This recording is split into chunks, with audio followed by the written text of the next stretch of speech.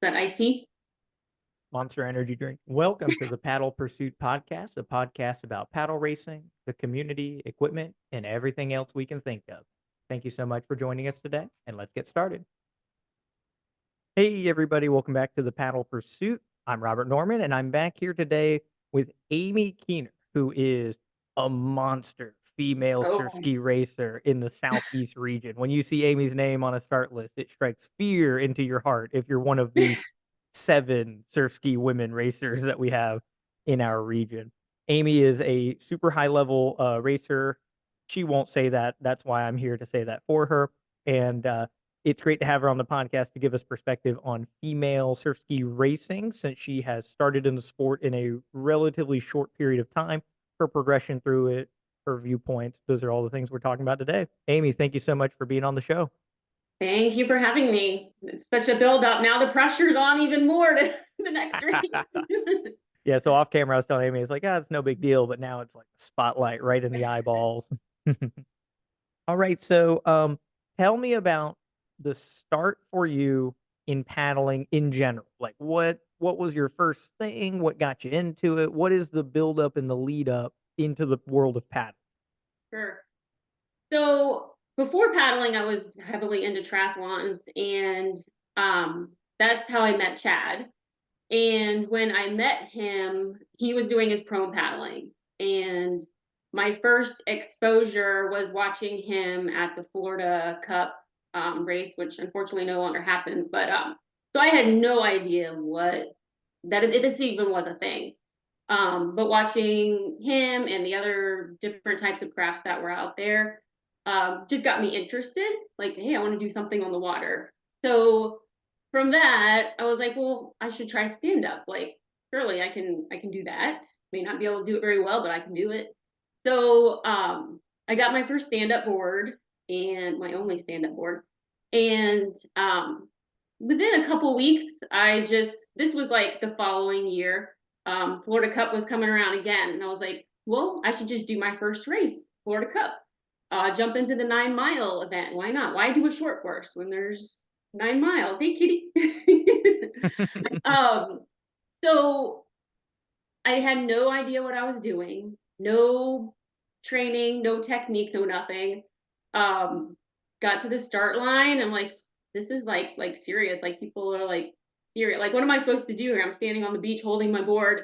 And they said go, and we started. And by the first turn buoy, I think I was probably already in last place. And made it through the 9 miles. Got done with, I was like half blind, really by halfway through. I was blind with sunscreen, not running down my nose, couldn't see anything. Stumbled through the finish line. I think I may have beat like 1 or 2 people on a stand up, and that's because we were all in the back on our knees. Because typical Florida beach race is always choppy and windy. But I got done and I was like, well, that was kind of fun in a way. And from there, I did like another race, I think Urban Kai after that on the stand up, and I actually was dead last. And I got escorted in by the jet skis. And I was like, well, maybe this isn't, for me. But so from there, I had moved to Dunedin, and Chad told me about the Outrigger Club that was over here in Dunedin. I was like, well, that sounds like fun. Yeah, let's give it a shot. He was already paddling with the Clearwater group. So we started hooking up with them in the OC6. And I was like, well, this is much better. I'm with a team. I can do this. Like, it's fun. And so we started doing the OC6. And then from that, we got our first OC1. So then I did that for a little bit. And then at that point, Chad had gotten a ski. And so I was watching that a lot of the times. I was like, well, maybe I should try that. Like, that looks kind of interesting. I couldn't sit in his ski for more than 2 seconds, though, like 2 strokes, and I was out. I was like, well, maybe I need to like find a more stable boat. And luckily, um, it was probably like a year or so after that, they were doing some demo boats with the Think brand here at the Causeway. And so they had a couple different levels, and that's when I tried out, more stable boat. The Zen seemed to work out, and I was like, well, this is all right. Maybe I can handle this. And so, unfortunately, they didn't have one for sale right then. It was already spoken for. So I was going to be on the next shipment, which I don't know when that was going to be, 4 or 6 months later. But luckily, the person who had bought that boat decided to sell it because they wanted a custom color. So I was able to grab that right away, and that kind of started the surf ski progression. Started in my little zen, and then have moved up every year or so into a more tippier, faster in a way boat. And so that's kind of how it started. So, going back to the beginning, to clarify for all of our viewers, Chad is Amy's significant other, and he's another staple in the Tampa Bay area paddling community. He is one of the other paddlers, like myself, that paddles a little bit of everything, Mhm. and Chad's pretty good at everything. He will likely be on a future podcast, and that will be where we unleash the Chad on the community and. But Amy, a lot more easygoing to get things going before we unleash Chad into the group. Yeah. So going back to getting into SUP, right? So it's a small paddling world. I've done my due diligence, and I was there when you got towed in at the Urban Kai Oh, were race, you? and See, I got didn't up know dead last. anybody back then. Yeah. I knew nobody that was out there, which is funny to look back at pictures and I'm like, oh, there's so and so and so and so. Like I didn't know anybody. Yep. So I didn't make the connection for years until I was just going through race results, and I was like, "Holy crap! It's Amy in DFL, dead effing last." Right. But you know So what? I had fun and there was no pressure. And I kind of enjoyed that. Like, I know I'm going to be last or close to it. So let me just go out and have fun. And I did. So with the progression, and this is for all the viewers and stuff, right? So Amy is now at a point in a sport where she is very tough to beat, right? But having humble beginnings, potentially in a totally other sport. What is Mhm. it from your viewpoint that made SUP so difficult? And what makes like OC and surf ski for you so much more where you can just go in there and blossom and do amazing things versus SUP was a very hard hurdle to clear. I mean, it's difficult because on the SUP, I didn't have any training, nobody to like follow or learn from. I was just kind of, I mean, Chad would give me pointers from his prone board down below, but I really just didn't have a group to get with. So and honestly, my balance kind of sucks. Like, I'm never gonna be a gymnast. Like, I just not good. Like, I fall over easily. So standing in the choppy waves and stuff, it just didn't stick. Like, I could go out and go to the river and stand on it and look at manatees, like fantastic. But when you put me in rough conditions in a race, it just wasn't some things are just not my cup of tea. But even from the perspective of surf ski is super difficult in balance as you make that progression. So Mhm. starting in a stable boat, of course, everybody advocates for that. But you have now made the progression into very unstable boats. The Treasure Coast Battle Paddle last year, for example, not a flat water race, right? That Oh, was God. turbulent, super windy, and you were out there in what's regarded as an elite ski, right? Mhm. So how does that affect, like, sitting and then the standing? You feel that it makes that much of a difference for you specifically? It does, especially in the stable boat. Starting in the very stable boat where I knew I could actually put more effort into it. I wasn't just floundering around. I mean, I've taken plenty of spills even in the Zen, but in the beginning, but I felt like I could put more effort into it. And honestly, when I got the Zen, I mean, going from coming in dead in last, and then I got the Zen, and literally a week later, I jumped into a race, first surf ski race ever, and I didn't come in last. And I Mhm. actually beat like a couple of men. And I was like, that was kind of like, okay, maybe there's something to this. And that kind of drives me like, okay, I beat a couple guys, like cool, like maybe I could stick with this. And as you get more comfortable in the stable boat, then the other boats, that we had that were scary at the time, like let me see how that feels. Like a year later, like, okay, I'm not falling out this time. Like, hey, maybe I've learned something along the way. And that's just kind of like a huge, like, like a personal win, you know, like I couldn't sit in this boat a year ago, but now I can sit in it and I can paddle, like, and I'm not falling out. And just like that, like makes you want to do even better, you know? Yeah, a lot of your personal journey is it's based on great mentoring, right? Like having the right boat. Like if we could sit down and use it as a blueprint for all paddlers, slowly introducing over Mhm. time into these other boats, learning skills in the stable one, transferring them over to the unstable ones, and avoiding unstable boats if there's a compromise in your movement. And the track record of obtaining fast boat speeds is linear with that progression. Yeah. um, so looking at beating guys, right? So you've gotten to the With skill the level lack that, of female out there, I have to raise somebody. but you're at the point where the guys that you're beating are pretty good, right? And I feel it when I'm in the outrigger canoe. There, we've had two races. The Alakai Low Country Boil, you were like 10 seconds behind me, and then Urban Kai. We're coming around the last turn, and I'm like in my head, I'm already thinking like, man, Amy's gonna beat me, and I gotta like mentally get like okay with this, right? And I was able to edge it out right at the end. What is the psychology when you're going into these races, knowing that you're going against guys essentially because there is not that equivalent on the female side on most any stage, right? Yeah.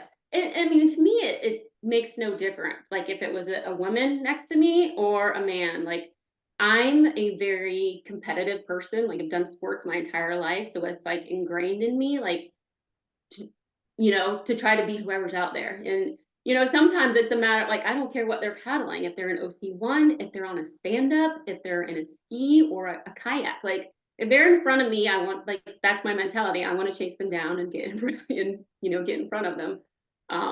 So it's it's been challenging at times because a lot of times I'm stuck in no man's land, especially, I mean, now I'm a little closer to the front guys, but for a long time there'd be like the pack of guys in the front and the pack of guys in the back, and then I'm in the middle, like with nobody around.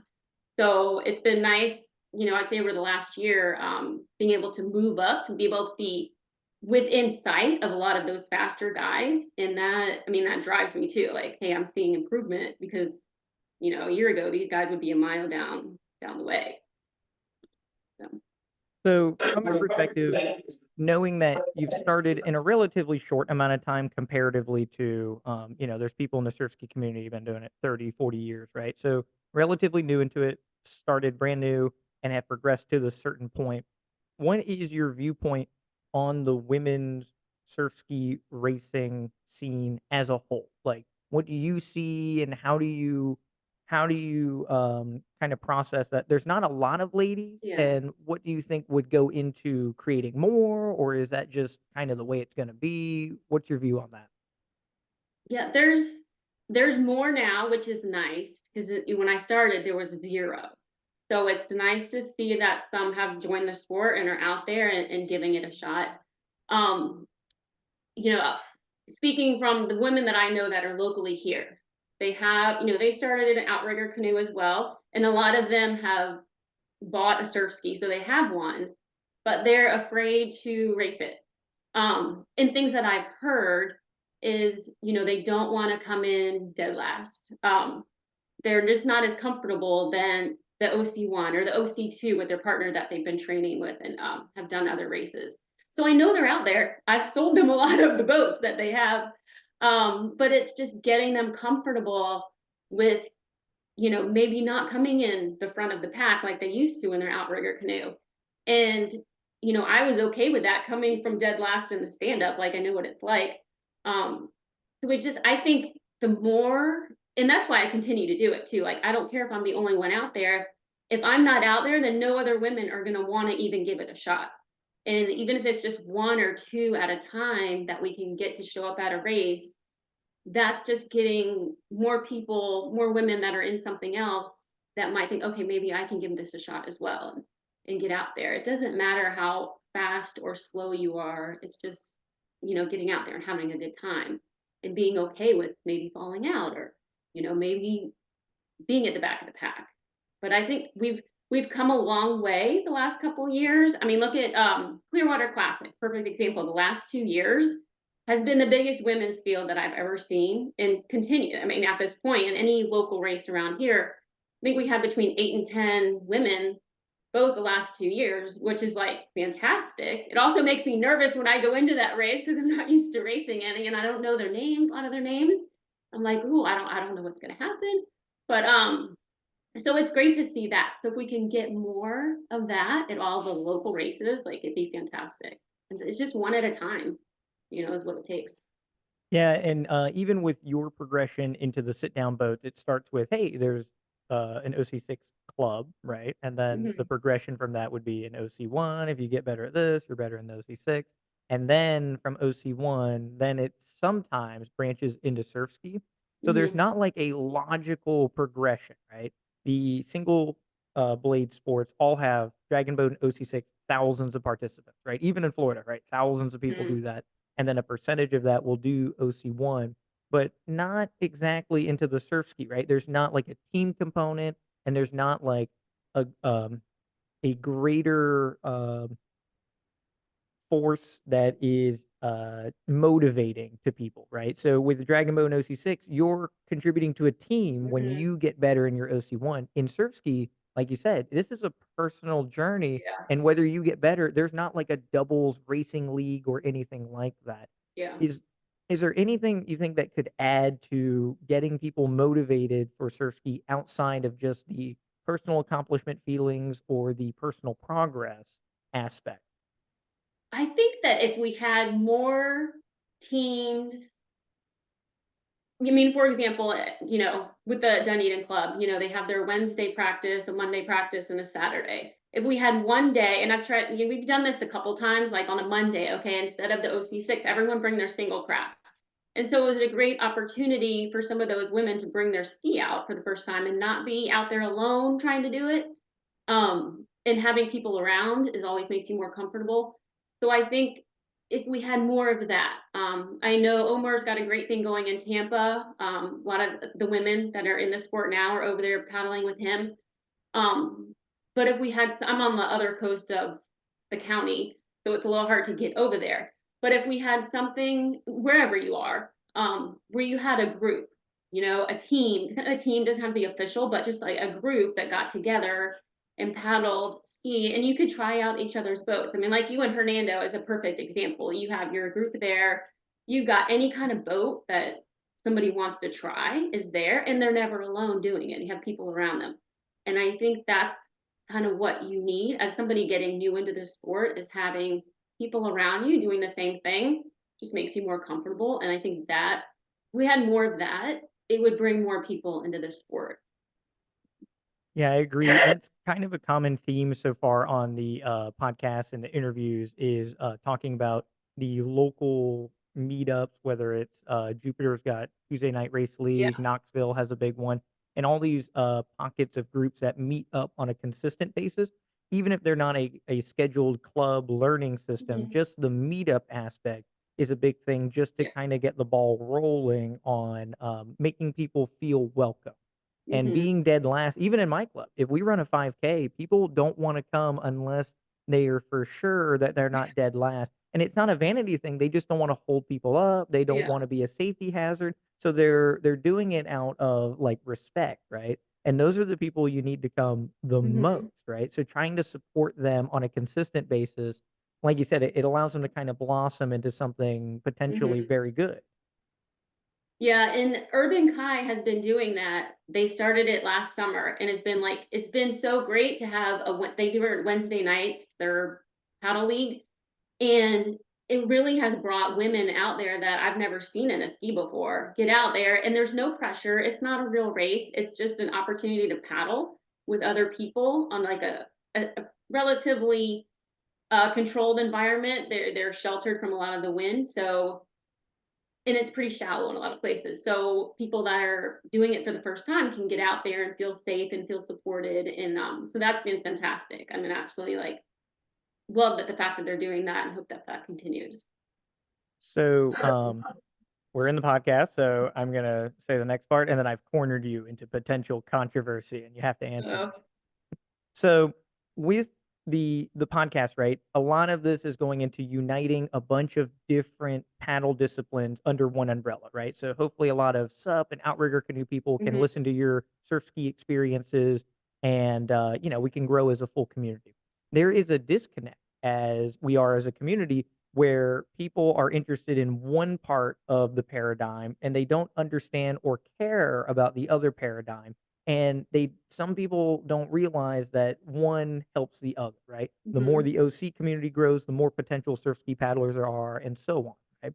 Mhm. In your experience at races in the Panhandle, what is it like to go to a race and to reach a very cool accolade of first overall, and having a race director that doesn't understand the gravity of that? You have a female that finishes first in Yeah. surf ski. It's like a unicorn, like winning the lottery, right? Yeah. And they don't know to say anything because they're just not part of that community or don't care and so on. So what's your perspective on living through that, and what do you think the community can do better to prevent moments like that in the future? And it's funny, that's actually happened twice. Not that I won overall twice, but that I didn't get the award I should have. So, I mean, that race is I was hoping you were gonna bring that up, or I'd bring it up, because that was my very first overall win. Overall, 12 miles. So I was very, very proud of that. Um, Coming into the finish line, I think the biggest problem with that specific event, they had so many events going on at once. I think they had 6 races in the same morning. So there was a lot of boats, a lot of stand-ups and boats going in circles and coming into the finish line at different times. So when I came into the finish line, it was like crickets. Like, I just won 12-mile race overall, and like nobody cares. Like, okay. But then we get to the award ceremony, and because there wasn't enough women in the category, basically got shunned, even though I beat all the men there, everybody.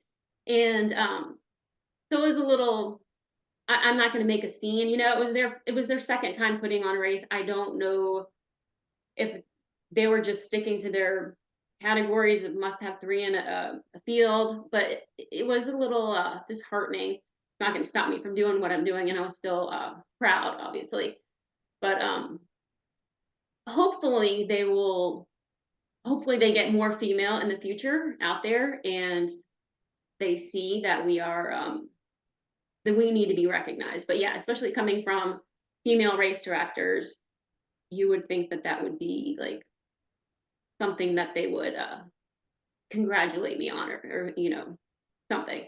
But another example of one of my very early on events, I think it was like the first race I ever did, and they also had a female and male overall, and I was the very first female overall, just because there wasn't a whole lot of females out there. There was a lot of stand-ups and I think OCs. um well, actually, I think it was just stand-ups at that point for female. So Chad was in a ski. He got male overall. So I'm like waiting, like, all right, I'm gonna get female overall. Sweet. They awarded a stand-up female that was like 12 minutes behind me. I'm like, do they not even know I'm here? Like, what?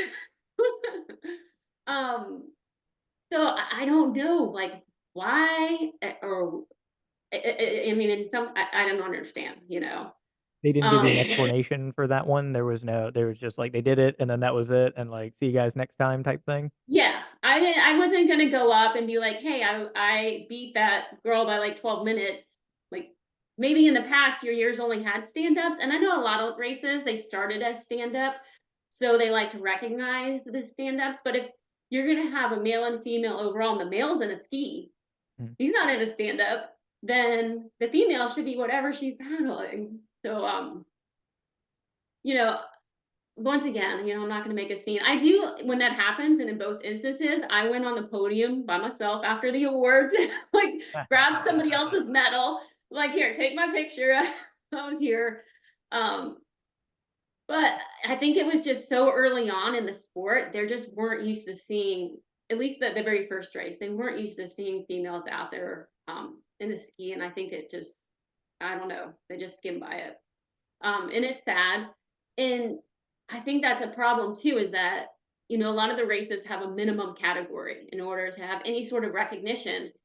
And if you don't have the three females, then they're not mentioning female ski at all. And that also is going to prevent people from, possibly jumping in the sport. I've known people that specifically said, well, there's only one person in the category, so I'm not going to go do it. Why? What's the point? I'll take my OC1 and then at least there's a category. So I think, you know, even in the small events, if there's just, even if there's only one or two of us, just having some sort of recognition to say, hey, there's female skis out here. Um, I think that would go a long way. Yeah, I agree, and, I've always kinda chalked it up that, like, people aren't being malicious, they just don't Yeah. know, right? Like and like you said, with having 3 in a category, that makes it tough when something is brand new or it's still growing, right? Because you Hmm. automatically set a hurdle that it can't clear, right? But if you have 1, it might lead to 2, it could lead to 3, but Hmm. if you start with 3, maybe you never get the ball rolling on it, Right. and, so I'm a racing fanatic. Right? So I love every category and every person. Hmm. And if you're doing anything, right, I'm always interested. So I love running races and then giving the result and then giving commentary on like first overall, first lady, and so on Hmm. because it personally interests me. So I like shouting those things out. And Yeah. but I can understand that a race director that is like over their head um and doesn't know or doesn't really care about racing. That's another problem. Hosting an event and being passionate about racing are two different things. And Yeah. so you can host something and not give a crap about results or people or the community. And I feel like that disconnect drives people away, right? So as you're explaining that, it's disheartening, right? And like those little moments potentially for a racer can add up to them doing Yeah. something else or finding something else to do. And so trying to minimize those, I think, kind of helps the Yeah. community stay strong. So you've And that, had the same exact thing happen at Carolina Cup a few years back with the Olympic gold medalist, I think, Tennille Hatton, who's also an accomplished surf ski racer, came over. Her category had 3 women, 1 woman dropped out, so the category had 2 people, and she was 2nd male overall. It's Oscar Chalupsky, wow. Tennille Hatton beat every other guy, right? I don't know if Scott Cummins was out there. He had mentioned this to me. I'm gonna say Tennille Hatton beat Scott Cummins, and if that's false, I don't care. Whatever. Sorry, Scott. But anyway, so she wrecks everybody, but then at the awards, like you said, they stuck to their guns and they're like, "Hey, sorry about that, tough Yeah. luck, kid," right? And it's like that is something that potentially also kind of puts a damper on women's surf ski years before you even attempted it. Yeah. Yeah, because that easily can make you want to go back to the OC1 or, do something different. And it's funny that the same thing happened to me at Key West last year. Granted, the field was small overall because it had been rescheduled twice because of hurricanes, not last year, the year before. And um, I actually was beat all the men. Like there was one 2-man OC2 male that beat me. I beat all the male surf skis, and I got nothing. They had the male surf ski podium, and they do like top five, and I had beat all of them, and then nothing for me. My parents were there. My dad was like so angry. He like marched over to the race director and like, hey, you need to recognize Amy. She just beat all those men. And they ended up then calling me up to the podium. So by myself. But it's like the same thing. Like I just beat all the men out here. Forget. Yeah, and some race directors, right? It like I said, it's ignorance, right? So it like if you point it out to them, they're like, "Oh my god, we're so sorry," right? And it's unfortunate when people stick to their guns, like, "Hey, you made a small error, you can fix it right now," and they're like, "Nope, sorry, Yeah. we have a set number of rules, and we don't care if the community Yeah. diminishes. We're gonna adhere by these arbitrary rules Yeah. that somebody Well, wrote they down." they they did stick to their rules about not giving me a medal. So I got no medal, but I at least said my name. I got to stand on the podium. And so I grabbed Chad's medal and like just wore it. I'm like, but like I don't care about the medal. I just want to like be known that I got out here and I beat all these people. you So know. off camera, Chad was setting up the trophies behind Amy as she says that she doesn't care. So they're all set up back there. That leads into my next point, which is what is your favorite or favorite events, plural? And then if those are the same or different than some of your favorite wins over time. So is the first overall one of your favorite wins, or is there something else that you can add to that? I mean, that was definitely up there in one of my favorite wins because it was the first time that I had an overall, so that was very exciting. But I would say Chattajack this year was at this point my favorite accomplishment. I had no idea how it was going to turn out, what kind of playing field there was going to be, what the conditions were going to be like, at least, for a while leading up to the race. I had no idea how to train for 32 miles. So having come out at the top of the podium for that was pretty epic and definitely memorable. I put a lot into getting ready to that for that race, so I am glad that it all turned out well. Yeah. What are some other things that you like about Chattajack specifically? So you've done it in the OC6 before and then the surf ski, and after doing it this year, have you sworn it off completely again? And then you might do it again like years down the I think line, or I've said that I've done it twice in the OC6, and every year I've said never again. So, but the first 2 years in the OC6 were because it was miserably cold and raining. And I like distance. I like endurance. So I like pushing. I'm not afraid of the distance. I am afraid of freezing temperatures and not being able to finish because of that. So this year being warm and sunny was like heaven. And I'm afraid that that's not going to happen again if I go back. So that's always like on my mind of whether to sign up again or not. Um, I enjoyed the OC6 doing that. I enjoyed that a lot, but I enjoy pushing myself in the surf ski to see what I'm personally capable of, um, which is why I'm very proud of that win. so are you planning to do Chattajack next year? Is that on the docket, or are you still debating?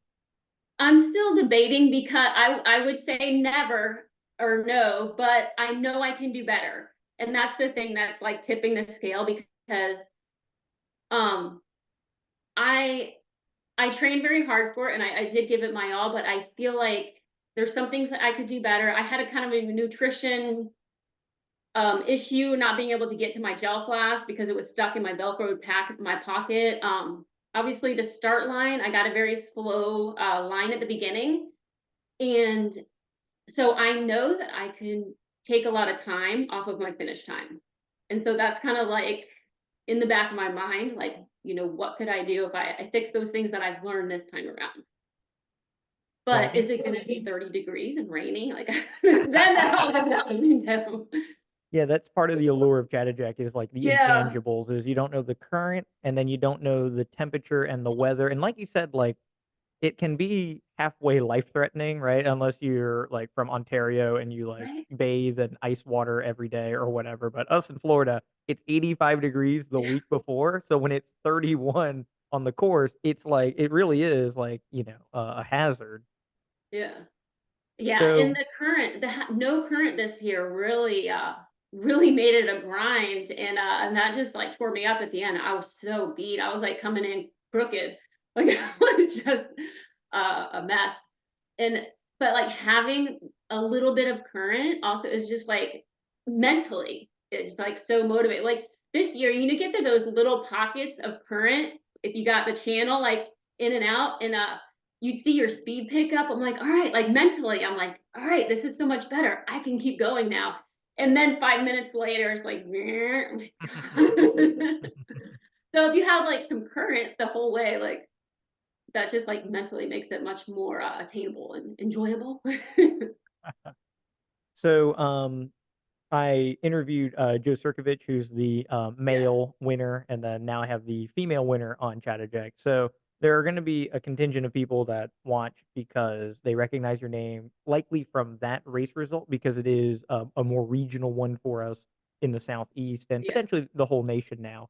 Um, what is some of the training ideology that you used this year that helped you with the majority of your success that you're willing to impart on other people? If it's top secret, you don't have to share it.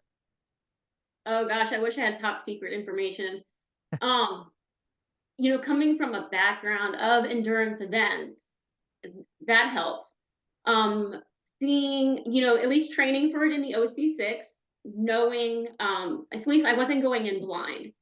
And then I honestly just I Googled online Chattajack training plans. I just needed a guide, like some kind of guide of mileage to build up to and like kind of things to focus on. And I found some random guide that actually was for stand up. So the times were like, I'm not going to go train for 6 hours, like, but I'm going to, adapt this to a ski plan.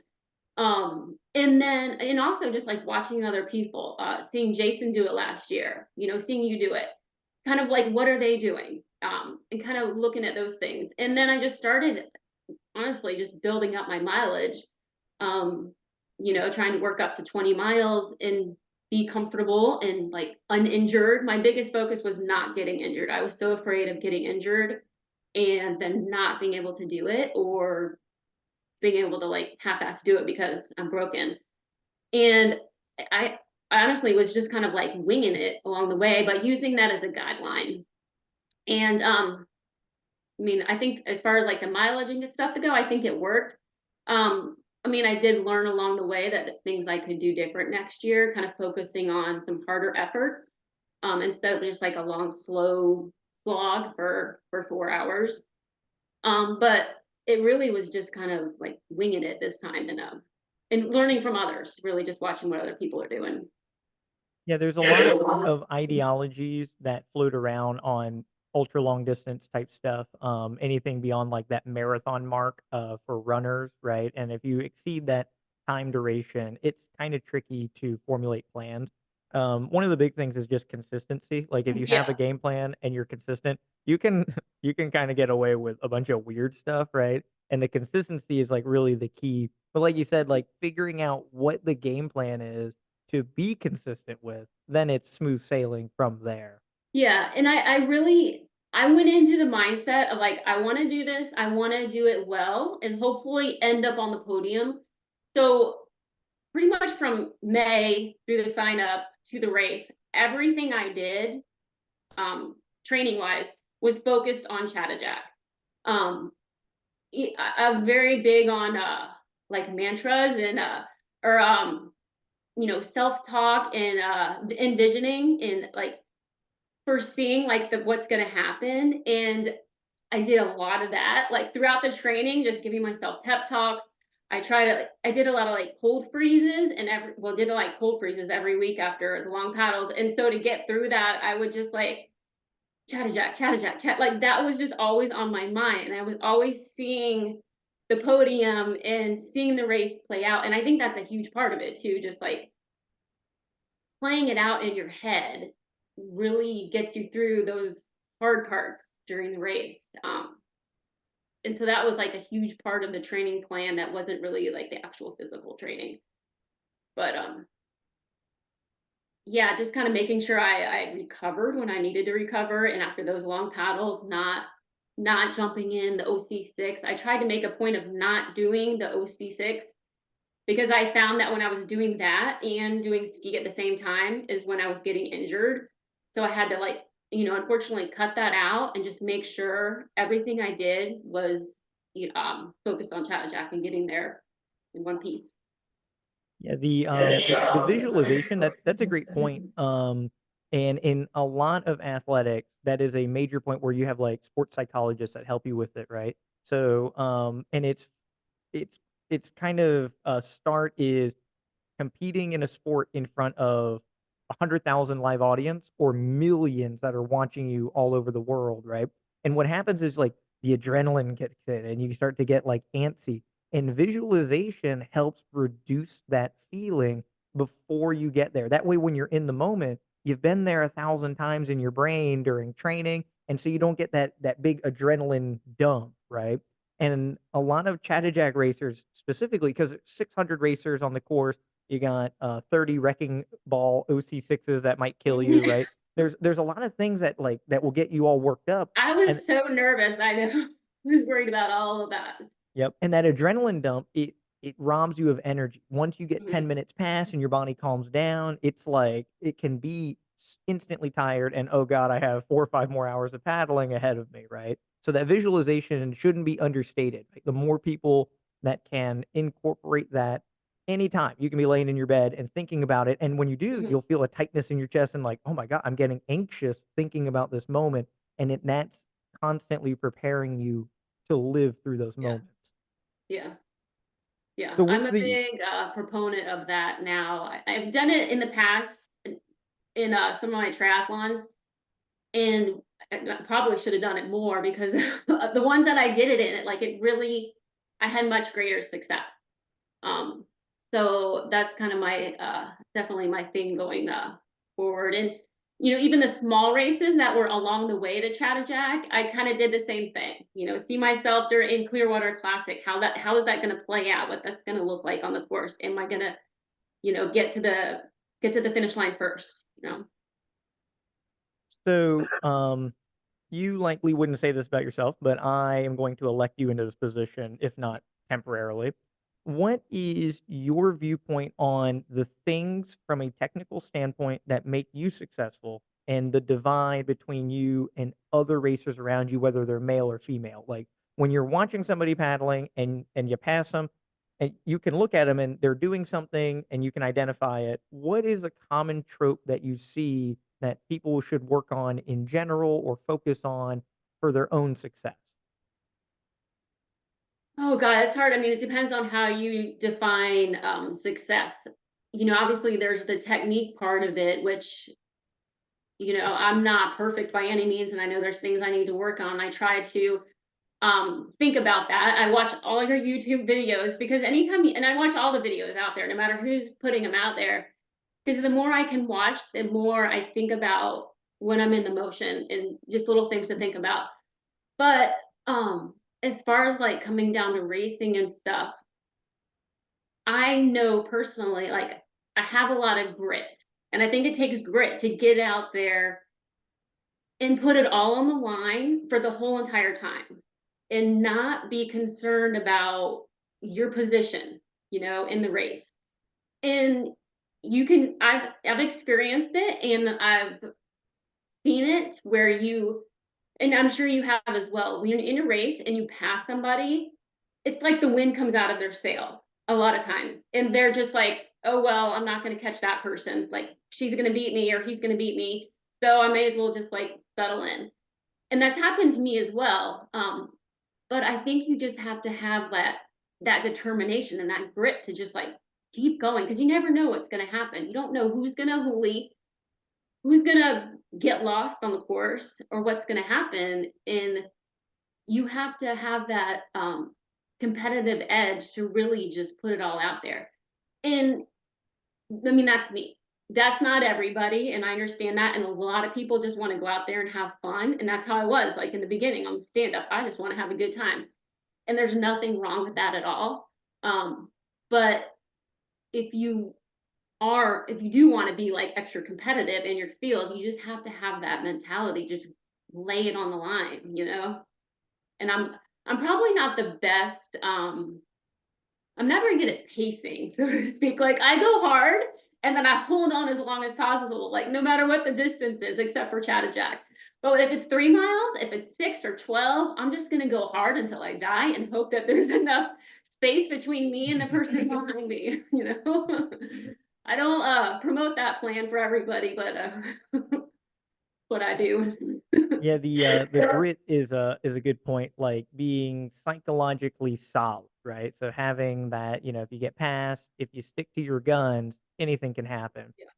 In my club, one of the guys I train with, Hank Oppenborn, who is like in his late 60s or mid 60s, been racing forever, and he's developed it to like psychological warfare. So he slow rolls, right? So in the first half, he's not gonna be in the position that he's gonna be at the finish, right? Then the second half, he starts catching people and then talking to them. "Hey, wow, I really like the color of your boat." And it's like, "Holy crap, that guy can talk," right? And, like, those little things, if you don't have an experienced racer, it wicks them out, right? It Yeah, really changes their potential race result. Whereas if you have somebody that's psychologically steadfast, it's just like, "Yeah, it's my favorite color." And you just keep going and just stay yeah, focused on, the task at hand. So the mental fortitude is probably the thing that discourages people the most, right? They get to a certain point, whether in their training or on race results, and that's the thing that may prevent them from continuing to race or continuing to train or to branch into other things.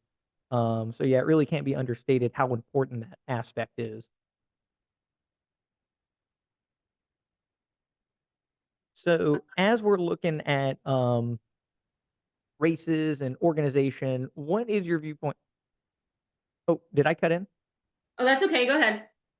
So, looking at race organization and the potential for growth in the state. So, you've done a ton of different races, you've participated in a lot of things. What are the things that go into a successful race versus things that are not as so successful? You get done, you're like, I don't really want to go to that next year. What are the factors that play into that final thought?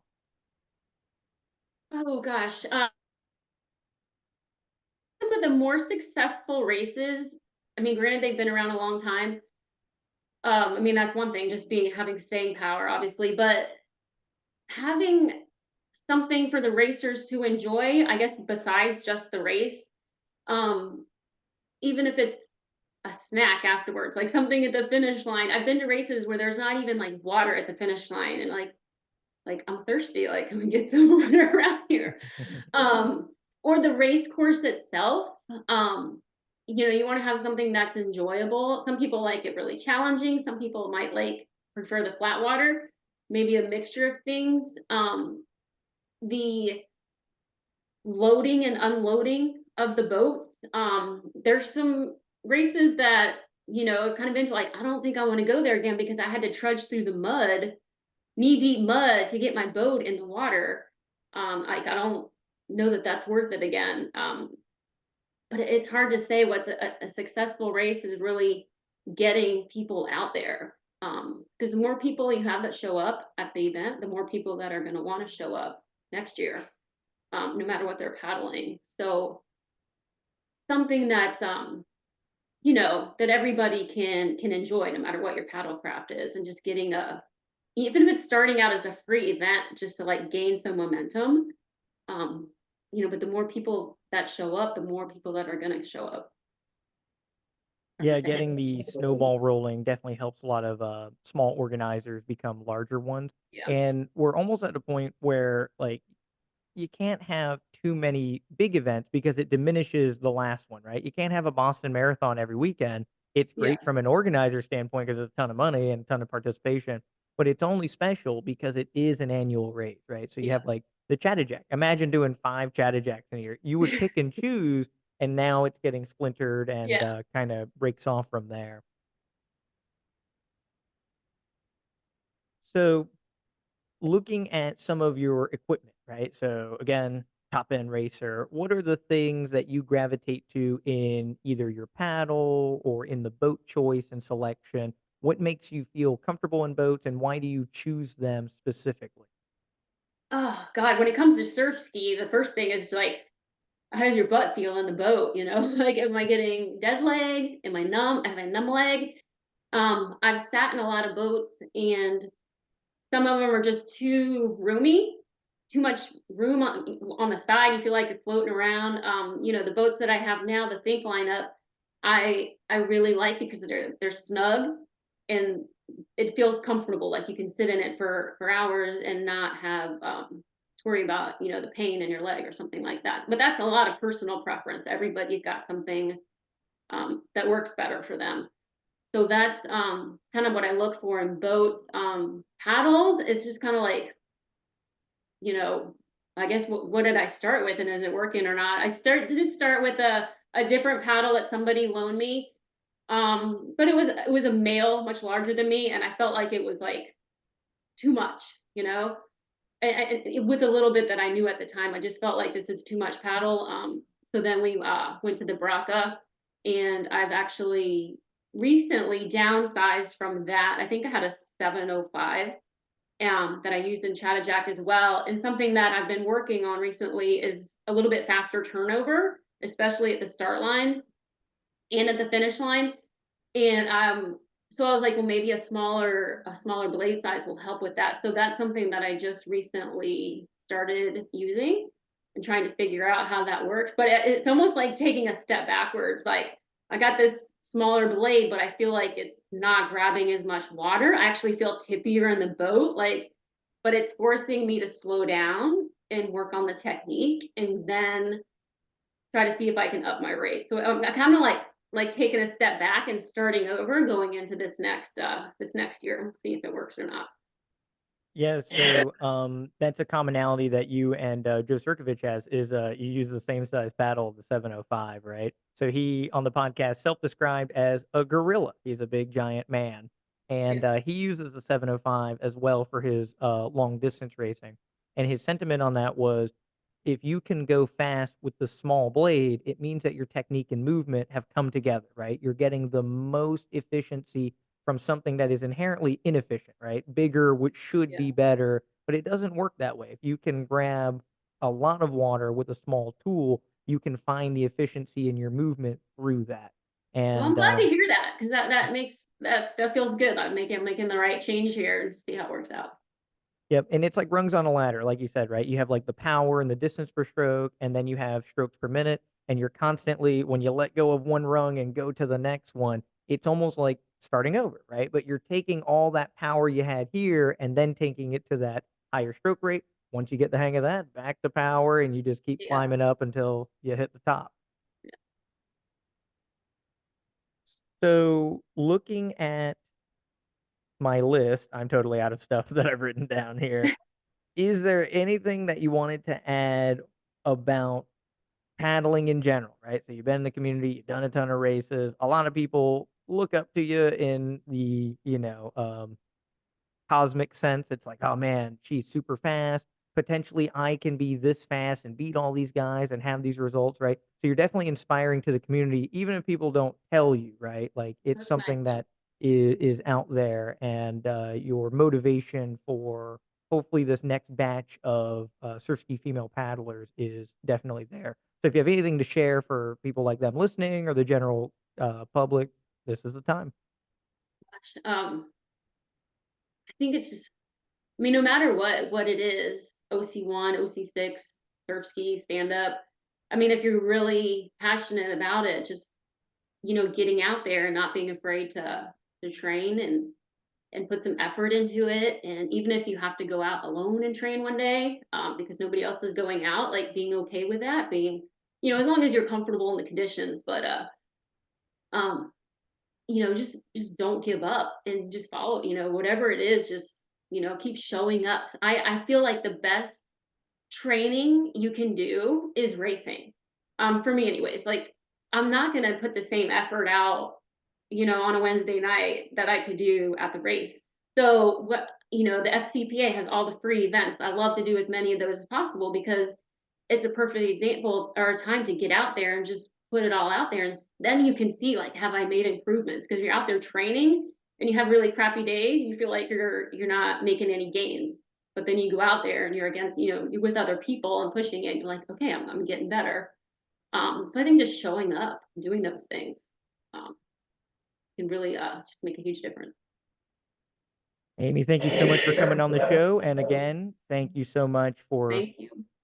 being a motivator for the paddling community at large as well. Your participation, your success is kind of all of our success in a sense, right? Like we all really rally behind what you're doing, and hopefully we can keep you going faster, get you in a K1, and send you to Worlds and show them all Yeah. how fast you Well, are maybe I can beat you one day, Robert. One of these days.